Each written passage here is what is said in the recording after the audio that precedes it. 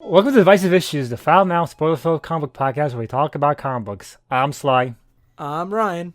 I'm Phil. And I'm Darryl. We're here to talk about Black Panther. Yeah, cool, the movie, right? It's so good, right? We're going to spoil the fuck out of the movie. We're talking about... No, we're not. We're going to talk about the We're comic not going books. to spoil the movie. Phil and Wait, why Darryl not? haven't seen it. Oh, that's why. Hey, don't call us out on that. I mean, But who's us? Apparently we sound the same, so I don't even know. Maybe we're one person. so I wanted to do a Black Panther story because before the movie came out, I read through a lot of solo Black Panther, and a lot. Even though I really, really liked a lot of it, there wasn't a lot that I feel like fit our style all that much because a lot of it was just kind of his world and his long form runs that I really, really liked.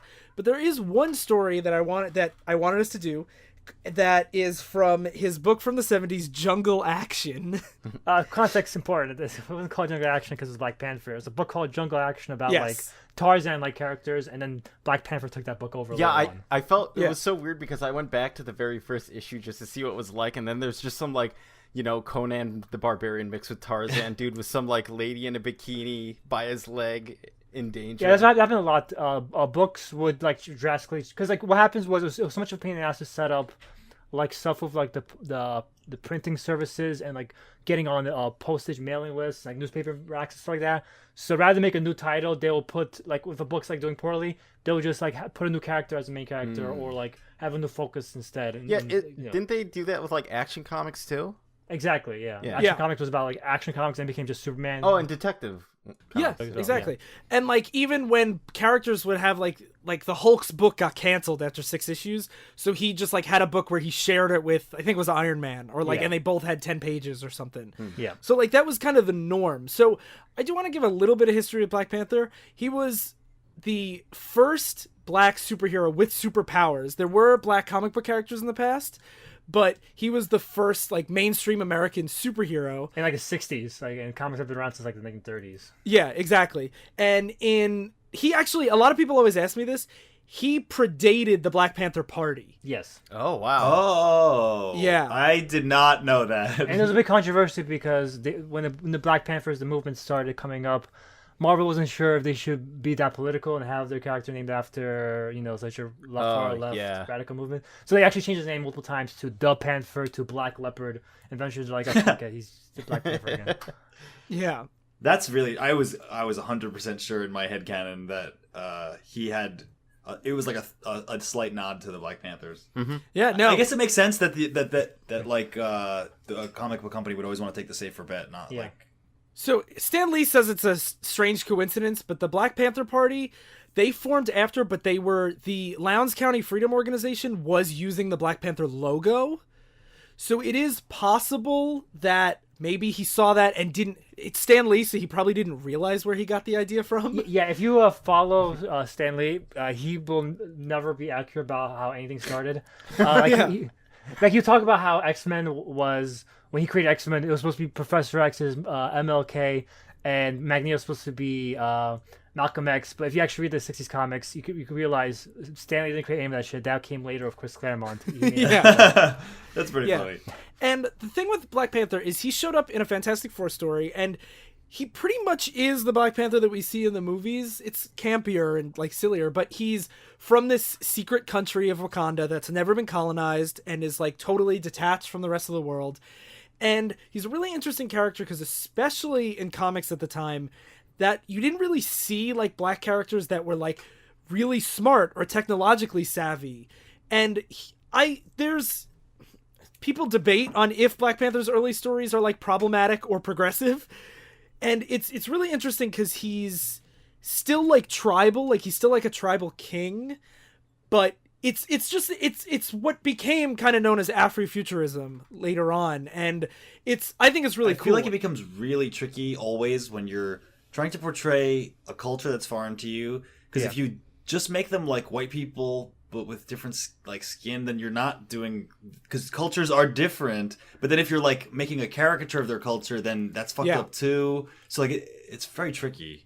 Yeah, that thing is funny because with Black Panther and Luke Cage. Like Luke Cage was made to be like an exploitation type of a character, and it's funny because with both of them, you could argue that this is like a stereotype of both of them. But like, first of all, it's way better than anything else at the time. Like literally, the first two black superheroes ever, and second of all, they didn't just make them they're white, but they have black skin. Like it's at least an attempt to show these cultural differences that are important to these characters. Especially with a character that's like literally supposed to be from this place, Wakanda. Like he can't just be like, I'm just from the U.S. I'm Tony Stark, but I'm black.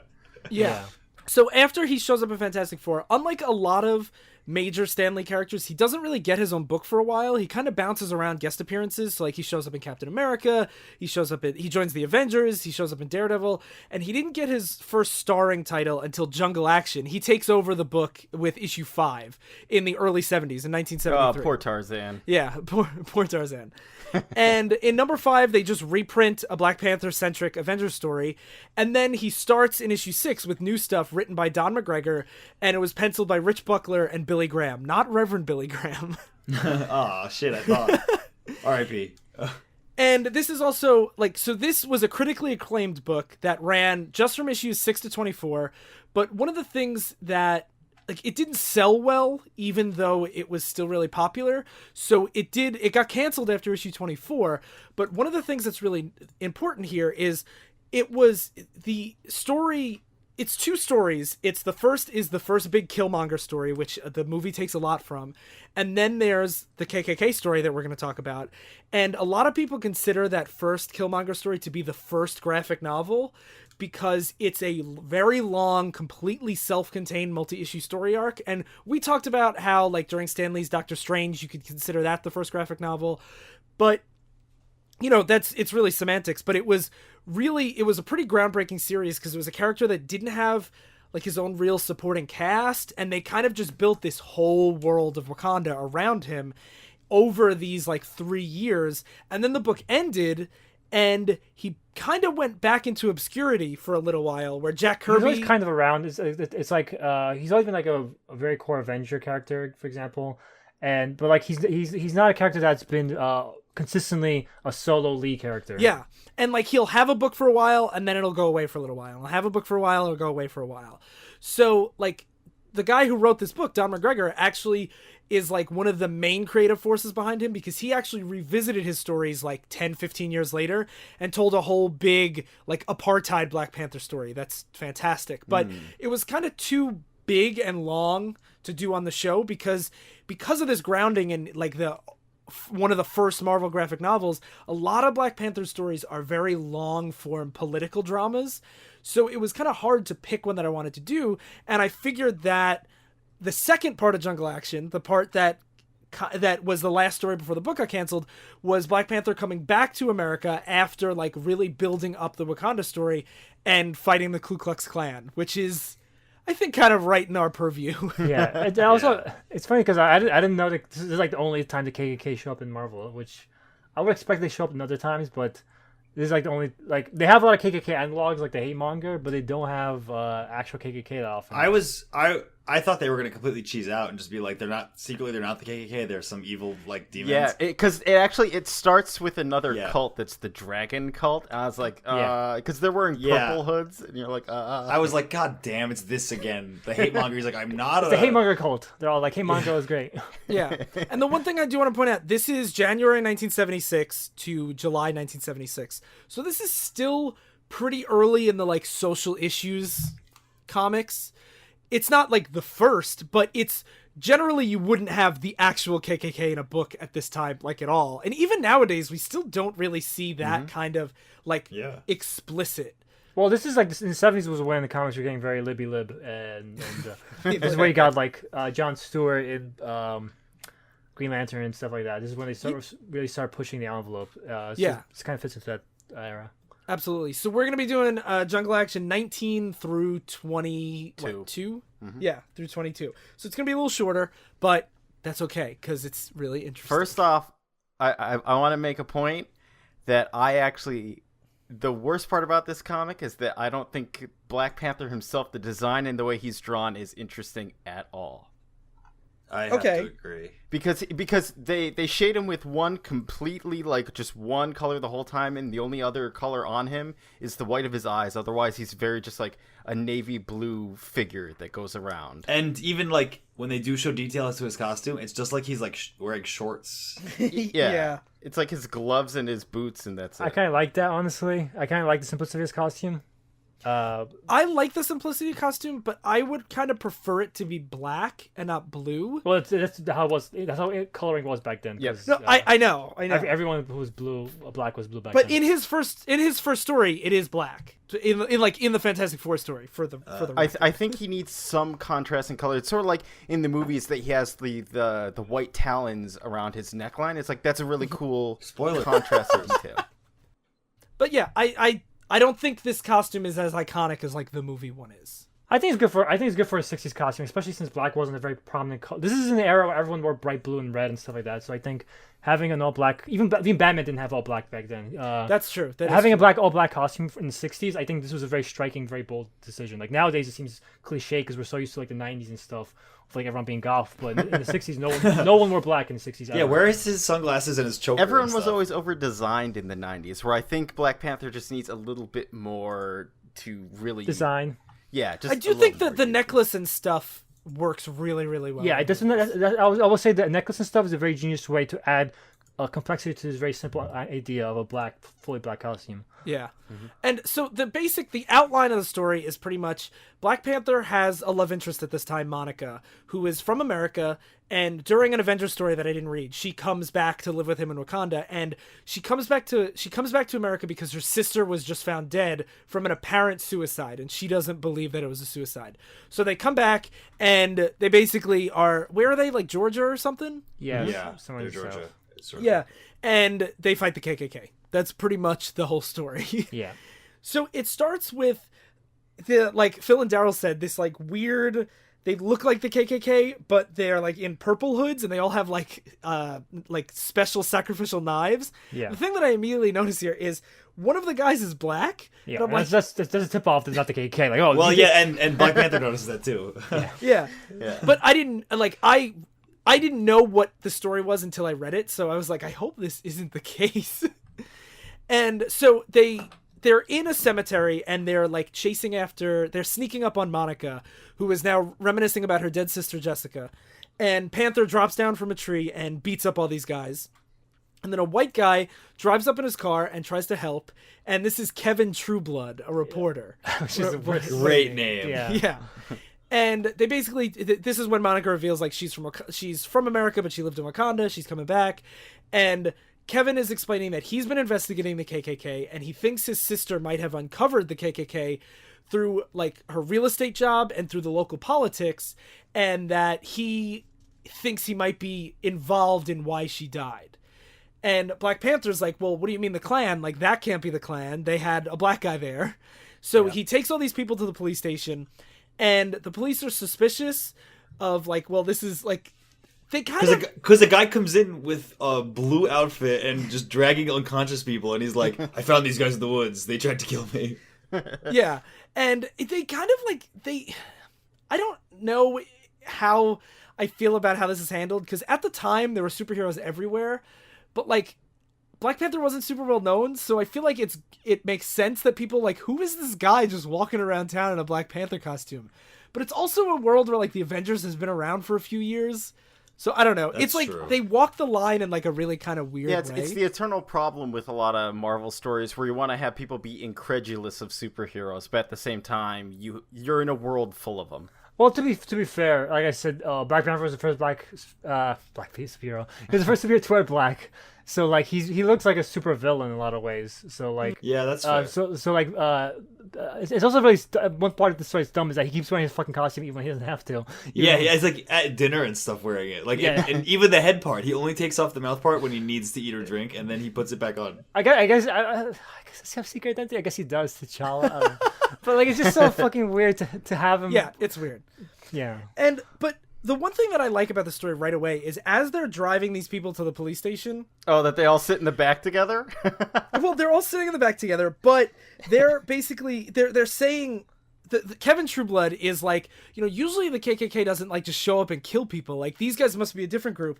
And he said, well, one thing's for sure, you're right, they're not with the Klan. The Klan's a lot more subtle about its activities these days. Rallies and such are their big shindig. Hit the middle and lower class whites where they live, and believe me, they've got their recruiting shtick down pat.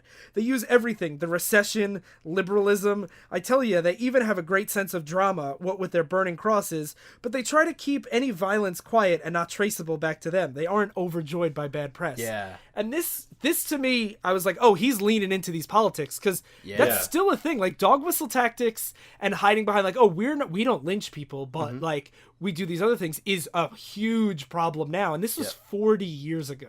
Yeah, I was surprised with how like prescient all of his commentary was on the KKK. I like this commentary. My only beef with this story in general is a lot of it is told and not shown at all.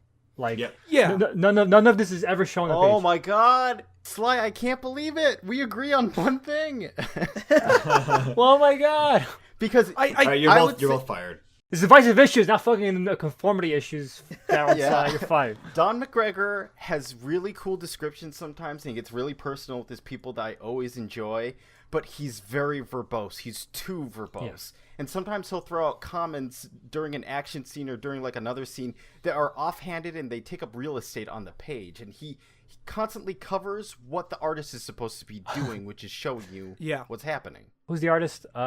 It's Billy Graham and Rich Buckler. Yeah, they're actually pretty decent artists. And to add on to what Daryl's saying, I do agree with that. I also feel like when you have the story is about this systemic permeation of this secret society into this culture, but you don't see any of it. You don't really see anything about the culture or anything. It's really just T'Challa fighting KKK. Like, one of the things this is all backstory, pretty much. To me, this is a lot of 70s Marvel for me. The Bronze Age has this growing pains kind of feeling where I feel like they're like dipping their toes in the water and starting to see, can they get away with this kind of stuff? But like, they still had like editorial mandates that you have to have a superhero fight every issue. Like, there has to be action. And I always found the Bronze Age really fascinating, but a lot of times I'm reading it and I'm like, this is almost so great, but like it doesn't break into where I could give it to a non-comic fan. Yes. Like, I love it for the history, but there is still that aspect of like, it still very much reads like a dated comic book. There's still the barrier to entry into getting into it. Yeah, sort of like with anime where you have to be like, just ignore the panty shots. That just happens. Yeah. You just move beyond it. Yeah, and I would be a lot harsher on this if it was like 1986, but with 76, I can, like, the stuff that he's saying, even if he's saying it without showing it, nobody was saying it at the time. Yeah. So like, I do kind of give it a lot more leeway than I would if it was like a decade later. And like this is before Alan Moore. This is before like all of that stuff. My criticism isn't to say fuck this bullshit. It's just to say writing wise, it's very flawed to have a lot of this not be. Absolutely. Yeah, he seems like someone that wants to do like radio dramas. Like, his voice is very good for that. It's just not like that's not the point of comics. It's not its strength. Yeah. Yeah, I think that's definitely. It doesn't give the artist enough to show time to show stuff. Yeah, so they drop everybody off at the police station, and the sheriff. I was expecting him to be like, just let these guys go because he's like a racist, like fat white guy sheriff, but he's actually like kind of on their side. But I kind of admired it because it shows it bucks the stereotype. On the other hand, it also hurts the idea. Like, this is like the only. That's true. That's true. The only NPC from the town, the only people from the town that we get to know, and he's a nice guy. Like, we don't get to see. But no, we do see people like throwing shit at him later. I know, but they're not corrupt because of KK. They're just shitheads. They're just pieces of shit. Yeah, that's true. There's no. That's the one problem with the story. There's no like characters that we see in civilian life and as KKK. There should be a cop or something. Yeah, the racism isn't baked into the society as tightly as it is in reality. Yeah, that's very true. That's very true. Guess what? We're in a fantasy world, guys. Oh, that's true. Yeah, I forgot. Yeah, so they basically, like, they lock up the guys, but they're not talking. They won't out their leaders or anything.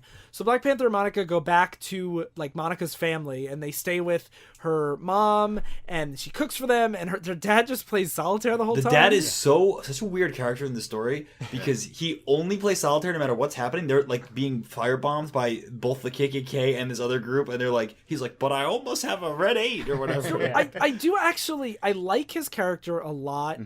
even though it's like this theme is so heavy-handed where he keeps saying like, don't cause trouble, just let it lie. This is the lot we were given. This is like the hand we were dealt, excuse the pun. But he's like, he keeps saying like, don't mess with them, just let them do whatever, they'll just go away. And then he, as the story progresses, he at one point like throws his cards at a guy and he's like, I'm sick of just laying down and letting people walk all over me.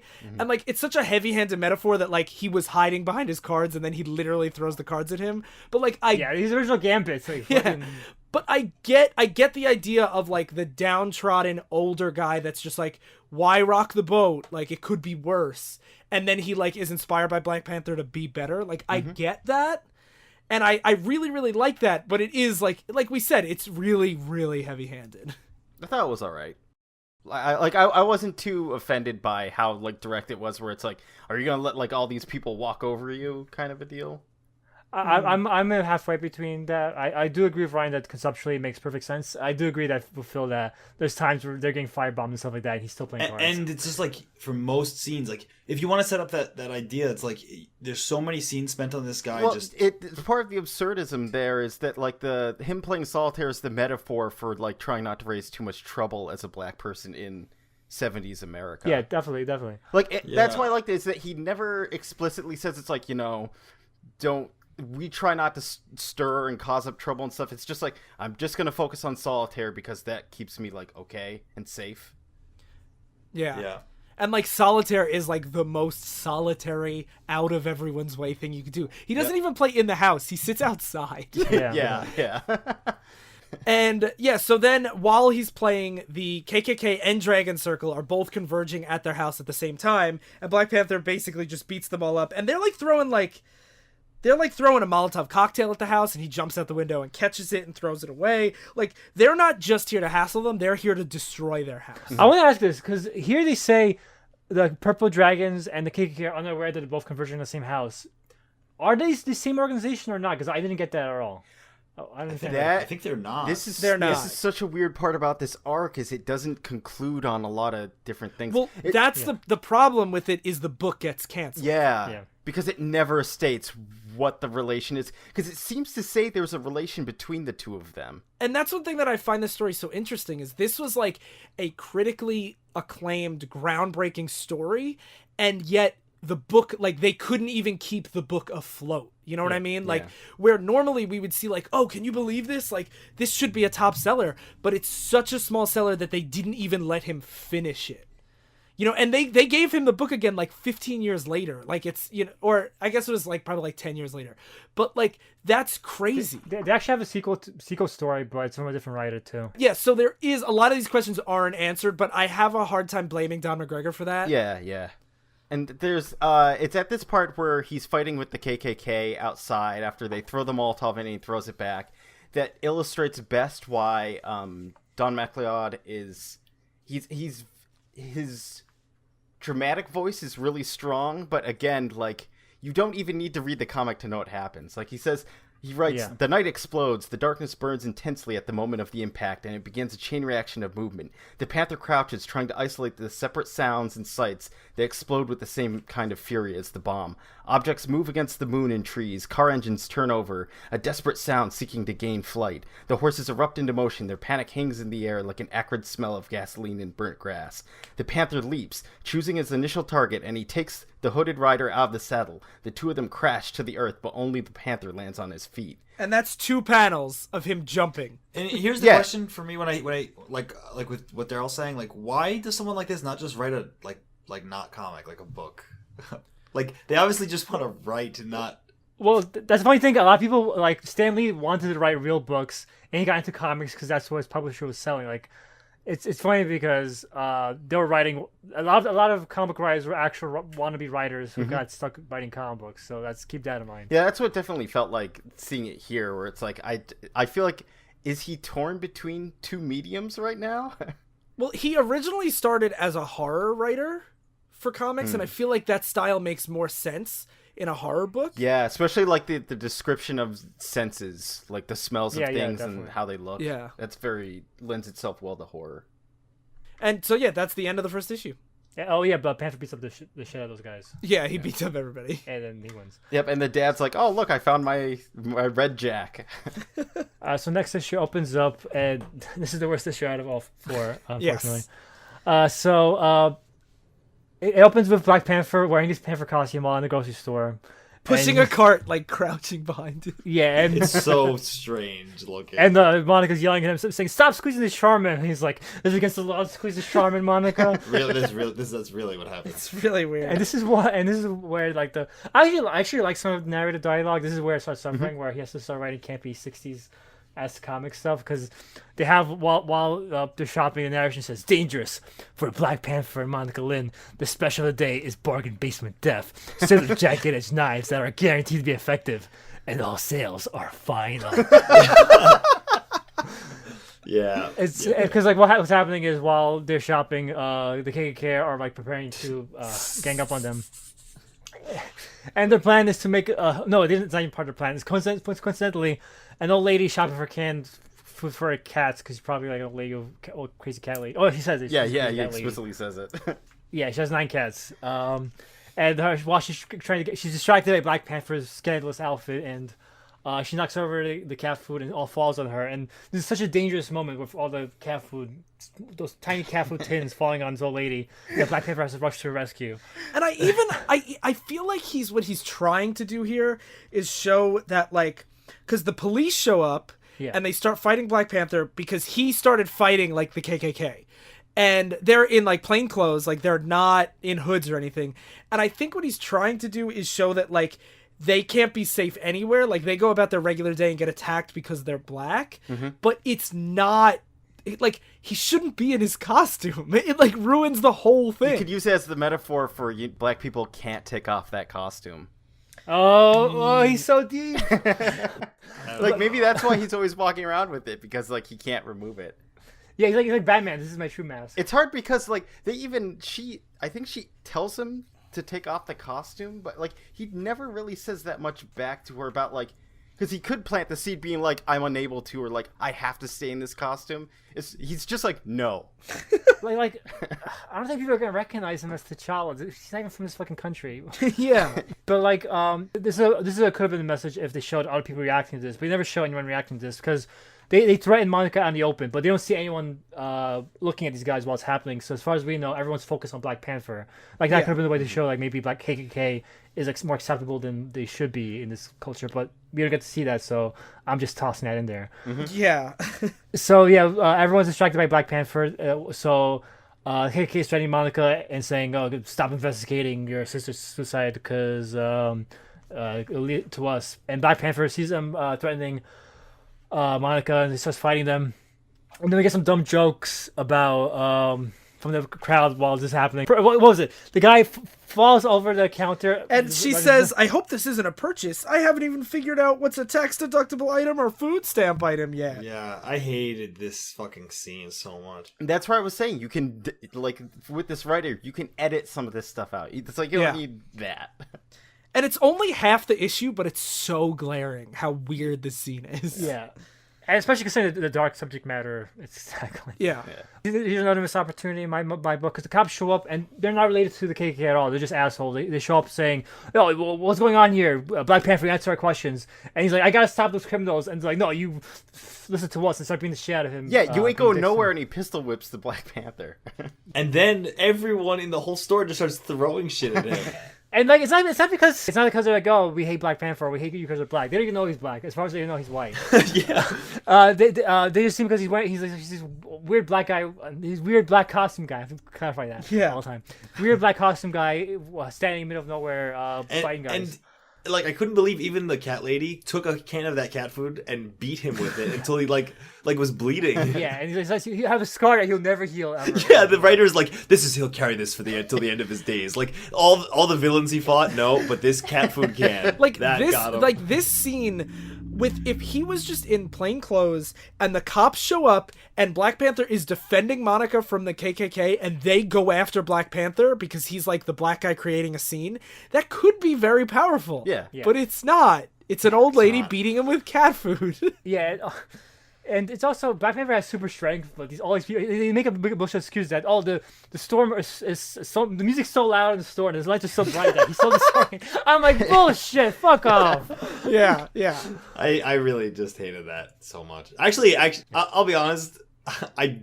All the first three, I'm like, these are kind of bad. Yeah, there were a lot of good ideas I thought throughout them, and like good moments. Like even this is kind of an interesting moment, just for the fact that it's like when there's a crime that happens, they go in and immediately blame the black guy for it. I'm like, okay, that's neat. But they blame the guy who like Sly said is dressed like a supervillain. Yeah, they mix the messages up a lot with the choices. The one thing I want to say about this like Jungle Action run is I think this story is a big downgrade from the previous one. But like, I still do like a lot of the ideas in it. Mm-hmm. Yeah, that's the thing. It's funny because now Darryl is on the ambition boat with me, saying, "Oh, I like the ambition of this and the ideas here, even though the story doesn't come together." But I do think there's a lot of missed opportunities here, and I don't want to share the book too much because it is ambitious for its time, but there are a lot of missed opportunities that could have really drove the point home here. After that, the police finally... Monica's like, hey, stop beating up my boyfriend. He fucking literally was trying to save my life. And instead of arresting her too, they were like, okay. Yeah, and another part of like the... Another part of the Darryl talks about space being wasted. I feel they relay the same information over and over again. Like the sheriff shows up and they basically say, I'm a good guy. I'm on your side. I'm the sheriff again. Like he doesn't really add anything to the conversation. That happens like later in the issue where they talk about what happened to her sister. They have one like a narration bubble that explains her like a flashback, and then later on someone's talking. It's like when this happened to your sister. Yeah, exactly. Like Darryl says, later on they have a flashback to Monica's sister when they already explain what happened to Monica's sister. She killed herself because she discovered a KKK in the same issue. I understand between issues, but this was the same one. Yeah, and here again, they have Monica saying, "I'm sad my sister died," and he's like, "It'll be fine. We'll get the KKK." And like you said, this last issue, you don't have to say this again. Oh, and I just want to point out the writer did this funny thing with like the cat lady's like, "I don't care, like don't take it all on us. It's not our fault that like we did that. I beat him with the can." It says that she stands righteously weighing her small weapon of tin. She will go home and feed her 9 cats, and then peer into oblivion until oblivion claims you. Yeah, I thought that was like so bizarre. Like so much of the writing is so overdramatic. It has to be tongue in cheek for this scene. It has to. It feels like Edgar Allan Poe writing a fucking 60s comic. Yeah, like, except why would this cat lady gaze into the abyss? Like, I think it's like it's gonna be. He's saying she's gonna die alone. Yeah. But like so. That kind of makes it funny. If they just said she's gonna die alone, it'd been boring. But I think Ryan's right. It's tongue in cheek a bit. It has to be.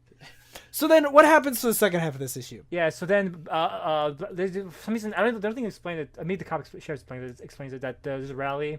And Black Panther one of the guys talked here talked about where the KKK rally is. It's the stupid comic thing where they were gonna stab or they were gonna kill Monica, and then they're like, tomorrow we're gonna be holding a rally. Yeah. And then Black Panther shows up to this rally and starts being the shit out of the KKK, but they are too much for him. It's not even a rally. It's a middle of the night meeting. Oh yeah, I shouldn't say rally. It's like rally, it's not a rally. They have a rally as we know it today later on, but this is the old school burn the cross to scare black people kind of like shit. these guys are in the middle of the woods with torches at night. Yeah. Like it's KKK rally is something different back then. And he just flies in, just starts like, I'm gonna kill everyone here. But because they have to make sure there's dramatic tension, they beat the shit out of him, even though he's super powered and he's a fucking. But he's also fighting like 30 guys. Yeah, how strong is he supposed to be? Because I when I saw him flying in, I'm like, you have to be pretty strong to beat up 30 guys. I guess that's true. I don't know. And they had weapons. He's like Captain America's strength. Yeah, I think they're stronger than that, but I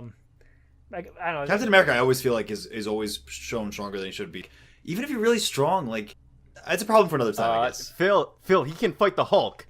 We just learned that. That's what's throwing me off because I'm used to Captain America jumping into 30 guys to beat them all up. So seeing Black Panther, this is fucking racial discrimination. Black Panther can't beat up 30 guys, but Captain America can. Well, I remember Steve has that super soldier strength serum because he's an Aryan.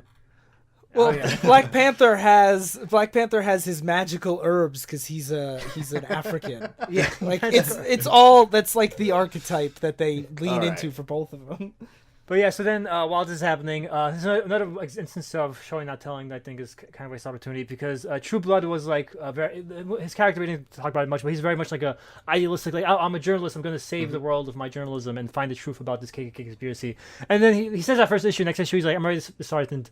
KKK is permeated too deeply. Everything's hopeless. America's fucked. Fuck America. We're done. We're done. His dialogue is super, super dramatic. Yeah. And it really... No, Ryan, I was reading this, and this was you.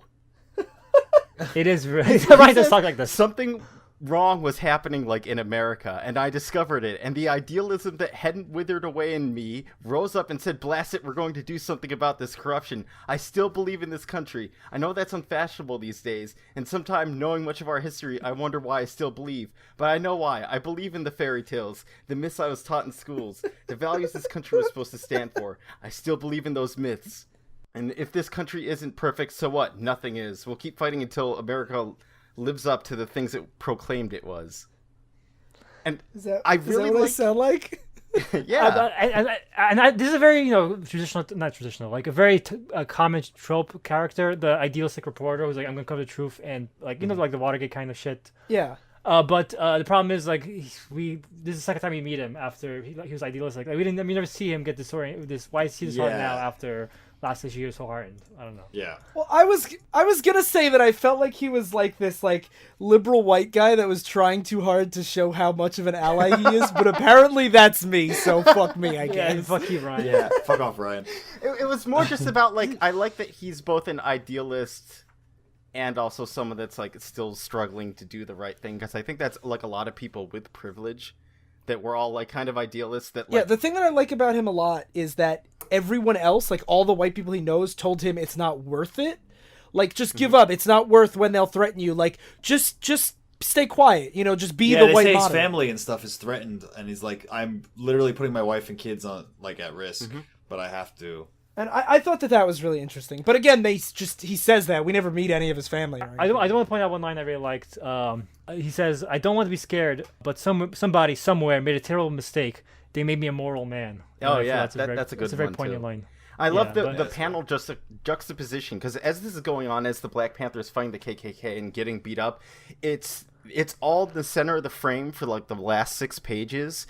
And it's sandwiched between Kevin Trueblood talking about believing in idealism and like staying resolved as Black Panther's getting the shit beat out of him.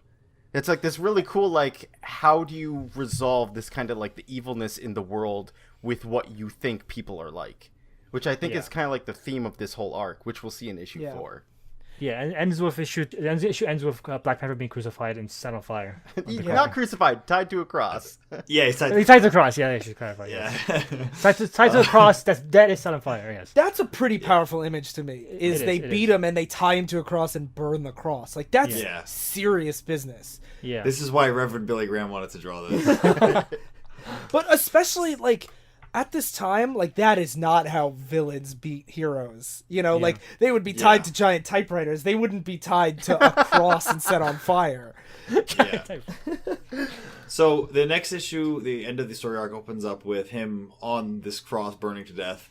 I like that it's called a cross burning darkly, blackening the night. The idea that this cross burning darkens the night. It's such a cool line. I have a question historically, I guess for Phil. In the book, they spell clan with a K, but on the cover, they spell it with a C. Is that like, do you think that like it's safer to not call it explicitly the clan with a K on the cover? Like, do you have any idea why they would do that? I don't. It's been, for as long as I know, always published in newspapers and stuff with the K. But but in the book they spell it with a K. It's only on the covers of the comics. I think that's Marvel trying to hedge your bets because more people are going to see the cover than they're going to read the actual book. So do not piss off several people looking at this in the comic book stance. But like, there's guys with white hoods on the cover too. Yeah. I know, but they could be like burning a black guy on a cross. It could be like another hate monger for all people know. That's true. That's true. That's what I figured. Yeah. But like, I've never. Yeah, that's pretty weird. I mean, in my experience, I haven't seen that. There's like a lot of things when you get into the corporate world, they do like this weird hedging of bets. Like if you think about it, a person will see the hoods and think, "Oh, KKK, obviously," but they do that a lot. And if you've entered plausible deniability, exactly. Yeah. Plausible deniability. Yeah. So he's burning on the cross, and there's some interesting, kind of interesting, inner dialogue where he's like, I can't make it, and then his other, his inner self is like, you've put up with worse, and he's basically trying, as the ropes are burning from him burning, he's trying to, flip himself up and knock the cross down. Pull himself off. Yep, he's trying to get himself off, and then he does, and then he charges, the burning cross into the dudes with it on his back. Which is actually a cool image. I like that. Yeah, I thought the cooler one was after he charges them, he starts wandering into the woods trying to look for some way to get this cross off him. He's just walking around with a burning cross on his back. Yeah. And it's like he falls into the swamp as Kevin Trueblood and Monica drive by looking for him, and he misses them. And he ends up getting picked up somehow. Some of the art in these scenes I just really, really love. Like when he runs into the swamp with the burning cross on his back, he lays in the water, and it's him trying to get up. The cross is still on his back, and it's steaming in it's a foggy swamp, but it's a good panel. But the cross itself is just gushing steam, and it's just, there's a lot of really good panels in this. And what happens is Monica doesn't find them. What happens is they get called later by the hospital. The police found them later on. Which I thought was kind of interesting. I thought they would just happen to run into him, and they didn't. And he says that in the narration thing, they should be the ones to find him, thinks Monica. That's the way it's supposed to work out, which again is that play of the idealism, the way America's supposed to be versus how reality actually plays itself out. And of course, because it's, fiction, you can't have your hero actually get hurt in ways that you can see and disfigure him. So he's all burned to death, but actually he's fine looking. Oh yeah, of course. But he's like, I'll be in the hospital for weeks, but he has no burns. Yeah, it's fine. They don't even show the scar on his head from the cat food. I mean, he's got a bandage over his head. You don't know. That's the cat food bandage. From they're earlier. like, Jesus, what happened to you? Yeah, hospital to be like, I have to stitch up right away. God, it looks like fucking somebody slits his face open. What the...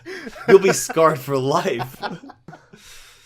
Till the end of your days, as you stare into oblivion, the cat food. So the sheriff at the hospital, he's in the hospital for a few weeks, and the sheriff recounts for us how Monica's sister Angela died and how she supposedly committed suicide. And they are going to go to an actual rally, KKK rally this time. And this is one in public where they're they're taking our jobs and stuff. Yeah. Literally that. Yeah. He says, who will put bread and meat on your tables to feed your children if blacks continue to steal the jobs that rightfully belong to you and your sons? For the employers, fear also. They fear repercussions if they do not give those jobs to the blacks. And all of you know I speak the truth. That's like a Trump speech, except he just says Mexicans instead. Yeah. Yeah, and this was rhetoric used by the Klan. I mean, every fucking racist. That's part of their idea is they want to get they got special treatment in the past, and they want to make sure they keep getting special treatment. And get special treatment by getting rid of the minorities. And they even say it's not about hating blacks; it's about white rights. Now I ask you, who will fight for this white child if white people don't fight for his rights? Mm-hmm. So it's that same kind of thing. Yeah, it's pretty interesting. I thought that the rally was kind of interesting. And then Kevin, Monica, and Black Panther show up, and Kevin's like, "You're ready to debate me?" And then Black Panther just starts punching them. This isn't a fucking debate club, fuckers. Ain't punches. There's one other line that I want to point out is he says, our country, the Klan guy says, our country and our arts are controlled by Antichrist Jews who brand the Klan with images of slaughtering the supposedly oppressed black man.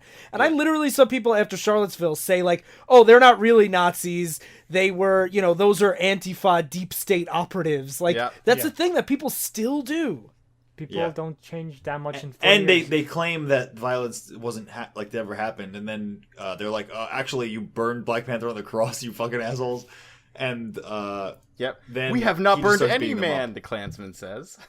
What kind of terror tactics are these? And then they got a moment where True Blood's giving a speech to the crowd saying, they burned this man because he was a threat to them, but it was with a cross, burning without light. You hear that? And without warmth. Warmth to give comfort, it doesn't take away humanity. And there wasn't any light spilled from that cross here. Light implies illumination. To see something you didn't understand before. Can you hear what I'm saying? Can you? It's showing how they took the cross and the image of burning and made it into a dark, unholy symbol of. But I liked it. I like the idea again a lot. But he continues in the next panel saying, "I'll give it to you straight. Burning crosses. They're corruption of the world light. The night's dark enough." It's he keeps going on. That's the thing. It just keeps going on. Yeah. And then Black Panther just starts beating them up. They have this wonky crane Yes, fight. this is where it's like, oh, it's just so comics because the guy gets in a crane. Yeah. And he's like, When this we is say how crane, I'll not like beat crane up, style, like construction site crane is nearby. It's a crane fan. style. and I'll And hit then, him with the big hook at the end of the crane. You're like, Yeah. come on. And then a guy pulls out a gun to shoot Black Panther because I guess no one has tried that yet. And then just as he's about to be shot, Monica's dad sprays cards in this guy's face. The thing that I really like about this, though, even though, like, that's silly, he does say, this here is Lloyd Lynn speaking. You got my name right, Lloyd Lynn. You remember it, and you remember my little girl's name, too. That, like, I love that he was in the shadows and hiding the whole time, and then he comes out and he's like, I want you to know who I am. Like, that to me is a powerful thing of, like, he's not hiding at all anymore. He's, like, now publicly becoming part of the resistance. Yep. And then, basically, that's the end of that issue. Yeah, that's the end of the story pretty much. Yeah, because yeah. what's surprising is when we move into the 4th episode, it's kind of like it's what you could deem like a filler issue because like nothing story-wise happens, but it's so cool because Black Panther flies in on his space hovercraft and scares Monica's dad for fun. Literally, for those who haven't watched the movie or anything, Black Panther has space technology. Yeah. It's not like randomly like he got a UFO. Like he lives like he's like Batman but black. Yep. Kind of. So they all sit down for dinner, Kevin, Black Panther, and Monica, and Monica's mom starts telling a story of her grandfather's cousin. I think it is. Exactly. Yeah, and it's basically the whole issue split up into 2 parts. There's what Monica's mom tells what happened to this black man when the KKK came into town. Yeah, his name is Caleb, just so it makes sense. And he was a freed slave. Yep. Yeah. And then the other half of the story is what Monica herself imagines, like if the Black Panther was there to help Caleb, and she even imagines like Caleb to be like this huge buff dude instead of like this scrawny guy with ripped clothes. And it basically like it goes through just the history of his life where it's like that they ride into town and they try a bunch of scare tactics on him, telling him not to go to what was it? The Freedmen's Bureau. The Freedmen's Bureau, for those who are unfamiliar, was created right after the Civil War by the government as a way to actually try to transition these millions of now freed slaves into society. So it would be set up to like give clothing, give food, help them register to vote and things like that. But as this issue, I think, really poignantly points out, like it's one thing to set up a Freedmen's Bureau in the heart of Georgia, and it's another thing to actually get those people to actually get the help they need without getting their house fucking terrorized by their neighbors. Yeah, especially because the Freedmen Bureau, they are more like, there's like politician types. When Caleb goes to them saying like, hey, can you help me? These guys are fucking threatening my family. And like, vote Democratic and we'll get you help. But we can't Well, do they'll vote Republican. Oh, yeah. Because the KKK was Democrats. Oh, yeah. Sorry. I keep forgetting that. Yeah. I'm a typical Democrat fucking forgetting the KKK. As Republicans are wont to point out nowadays. Yeah. Freedmen's Bureau was radical Republicans. I love that it says like he won't find justice in this place, only promises. And like again, it'll bounce back from Caleb being thrown out after being told to put the X on the ballot to Black Panther, jumping through the window, hanging them up on coat racks, and calling them lechers. They've had enough of our blood, and then like he walks out with Caleb. They're both laughing. Yeah, it's honestly like this really got to me, this whole issue. Like reading it and like wanting so badly to believe that the world is like a fucking superhero comic, and someone is going to stand up for the people who are being oppressed. Who sounds like me now, Phil? And but see, I know that there is no justice in this world, and man is evil. You haven't come to that point yet. Yeah, man is evil. But we all do for death. Faces oblivion as you look into your cat food. But even this, like the scene where he goes to the Freedmen's Bureau and the Republicans are saying like, vote for us. I love this conversation too much. So it's 2 politicians. One says, "Tell you what, boy." They call him boy, which is like has weight. You vote for us and we'll see what we can do. Remember, it was our party that freed you. Not only that, but you vote for us this time and we'll let you vote for us next time. And he says, but what do we do if they come back the way they threatened? There's nothing to fear. Corpses don't climb out of their graves. It's obviously some scamps having a sporting time with you. Get us in office and we'll straighten them out. Goodbye now. You just remember where to place your X on the ballot. And like, that's some real shit right there. Yeah. And the narration says, Caleb is not a learned man, but he knows quite positively that demons or not, he will find no justice in his place, only promises. It's real good. No justice, like Phil said. The world doesn't have justice. Yeah, the world's not just, and people are scum. And so. this is especially true because what happens at the end of this issue is the KKK rides in to see Caleb because they're like, hey, we told you not to go to the Freedmen's Bureau. And they try like these weird scare tactics on where they have a guy in a red hood show up, and he takes out like a skeleton hand, and the grandmother mentions that it's like that the skeleton hand was probably carved from hickory wood, but like Caleb's so terrified that he doesn't know like how to respond to that. And the funny thing is because they hype him up saying, I'm the soul strangler, I will strangle your soul, but it's just a guy in a costume. And but I think they did it because the cover shows this guy on this fucking flaming horse, so dumb. and he's like, I'm Black Panther versus the soul strangler, who will win this fight? They make it seem like a typical comic book on the cover. Yeah, when it's so not. But it's not only that, because they also they say that the costumes, like their original robes, were Civil War uniforms that they fired bullets into and smeared with red paint. So like it's setting him up as this like demon, and like I don't know history as well as like Phil, but I could definitely see early KKK coming up as like this, let's be like these like demons to terrorize these people. And the reason why they wore the white cloaks and stuff was to intimidate with theatricality. And they do justify in the plot. I just find it funny that the cover mislabeled, but like they use this as an excuse to set this up as a cliche comic book, but it's not at all. And what happens is the leader ends up shooting Caleb in his shoulder, and then they drag a noose around his neck, and they start pulling him, like the leader starts pulling him with the horse to a tree to go hang him. Yeah. And during this, it's like, instead of like Black Panther and Monica's vision, that happens to him, but he breaks free, and he beats him up. Well, in the reality vision, Monica has to, the wife of Caleb has to watch him get hung. And it's a really just like dark scene. Like I can't imagine Marvel comics showing just like a person getting hung even in silhouette. Yeah, literally a lynching is like one of the most horrible things. Yeah. And narration's really good because the wife says Ellie gazes upward and sees the future and the past in one glaring melange of images that blinds her to the present. A past that's filled with Caleb's presence, a future of fatherless children. The restraining hands no longer hold her, but the sense of imprisonment is stronger. And that's basically what happened. They like Black Panther and Monica go in, and he's like, "Hey, what were you thinking about?" And she's like, she was fantasizing." Yeah, because the last scene in the flashback is her imagining if Black Panther was the one who was getting lynched, of him breaking the rope himself with his own hands. Yeah, which we actually see in like the last issue with him escaping the burning cross. Yeah, but that's the thing is like he did it in real life, but like nobody else could. Yeah, and the final line, they ask her like, "What were you doing?" And she talks about how her mind was going somewhere else, and she says, "I guess one of those people, T'Challa, who can't take that much reality, but can't close their eyes to it either." Yep, everything's so much simpler in fantasy. People can be such clear-cut symbols. Yeah, I honestly like this issue was so good. It gave me goosebumps. Like, and it's hard to kind of like I feel like it's hard to convey that just by telling like people what happens in it. Like you have to read it to get the effect. Yeah, because this is one of those like.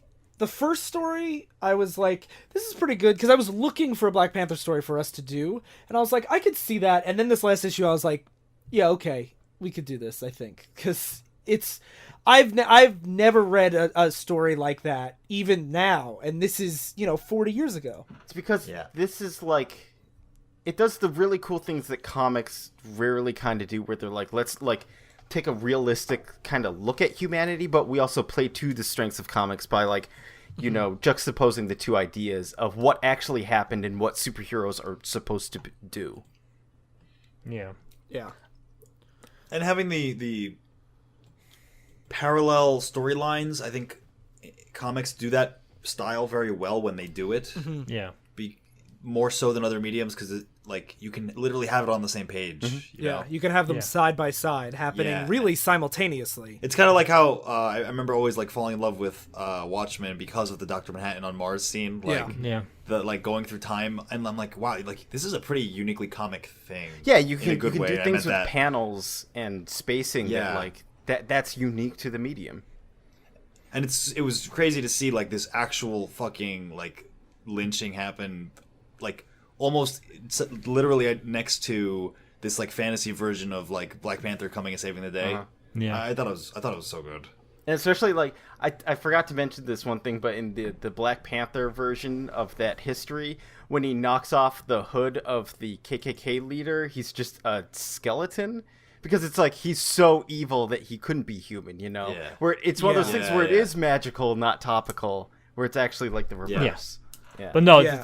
it makes it like in the ideal world, only bad people will be all bad people will be monsters, and but this is the opposite. Yeah, this issue just to me like it captures so well the strength of the medium and the strength of the genre. Like this is something that like this is why superheroes resonate with people. This is why they became so popular during the Depression. You know, that's what they're supposed to be. Is like imagine if this person could be here, maybe then there would be some justice in the world. Yeah, It's why Kevin Trueblood wants to believe in myths.